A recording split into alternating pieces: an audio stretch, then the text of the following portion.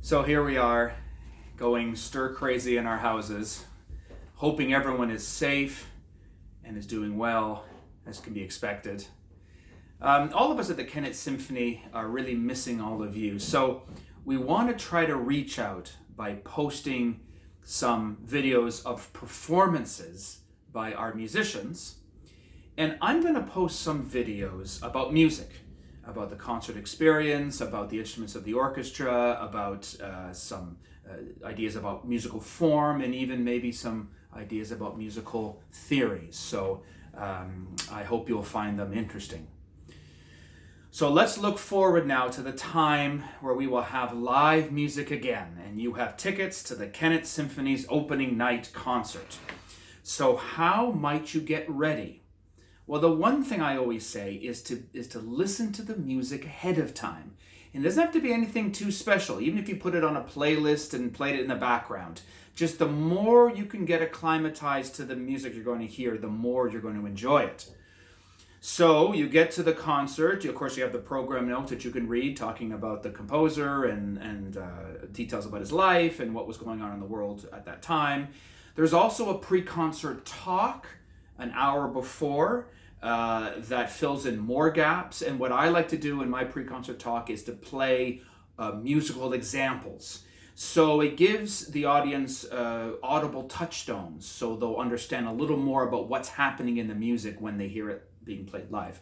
The other thing that's kind of fun to do is to listen to the musicians warming up.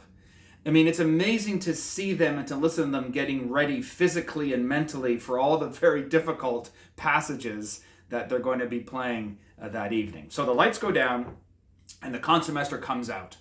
Now, a question I always get is, why does the concertmaster come out by himself or herself? Well, to answer that question, let's talk a little bit about what a concertmaster does. And remember that before there were conductors, groups were led by the lead violin, the concertmaster, through his or her physical gestures. So already there's a pride of place. And the concertmaster in a symphony, in a modern symphony orchestra, has many responsibilities.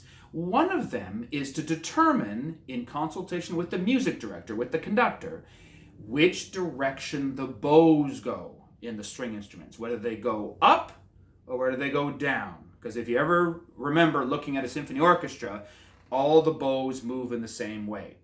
Now you might ask, well, what difference does that make? Well, it actually affects the music. It affects the articulation. It affects the phrasing of the music. So it's quite important that this is decided. And it's really a musical decision.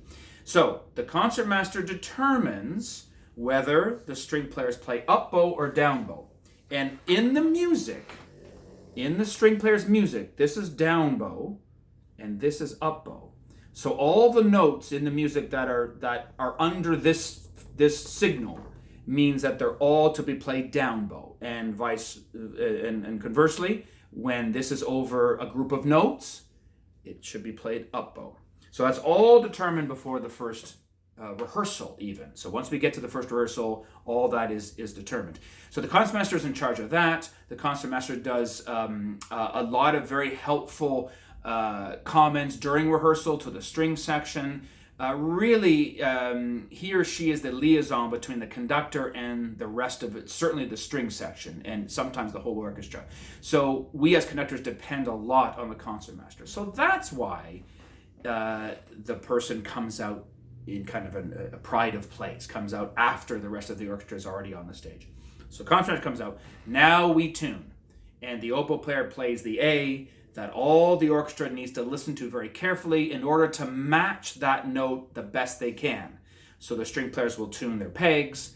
The timpani player actually has pedals that change the tension on the drum. And the wind and brass players pull in and push out certain parts of their instruments to bring their instrument into tune to match the A. So one question I get is, why A? Why not the note B or C or anything else? Part of the reason is that all the string players have an A string, an open string. So once that's tuned, it makes it in context easier to tune the rest of the instrument. And the wind and brass players have just followed suit with that. Why the oboe and not another instrument? Well, the oboe has a bright singing quality that's very easy to hear. And that's why we use the oboe for the A. So that's all tuned. Of course, the oboe player has a tuner on his or her stand, and that tells them if they're exactly in tune or not, because of course they have to be in tune if anyone else is going to be. So that all happens, and then the conductor comes out and we begin the performance. So my biggest comment to people about getting ready for the concert experience is to try to listen to the music ahead of time. Because again, as I say, the more you know about the music, the more you'll enjoy it. The pre-concert talk will also help. The program notes also help. It's a bit like watching football. If you didn't know the rules of football, you might appreciate the athleticism, but you really wouldn't know exactly why they're doing what they're doing. So the enjoyment, a lot of the enjoyment really comes from understanding what's happening in the music. But let me say this as a final point. The intellect, when you're actually sitting in your seats listening to this glorious music, the intellect takes a back seat to the emotions, because music really, in its final analysis, is all about emotions. It's about enjoyment. It's about solace. It's about spiritual transcendence, which we all as humans need. And especially we will certainly need this after this very trying time is over. So I want you, if you feel so inclined, I want to encourage you, if you have any questions about music or about the symphony orchestra, or about the Kennett Symphony, write them in the comments, and I will try to answer them when we speak again. I very much look forward to speaking with you next time.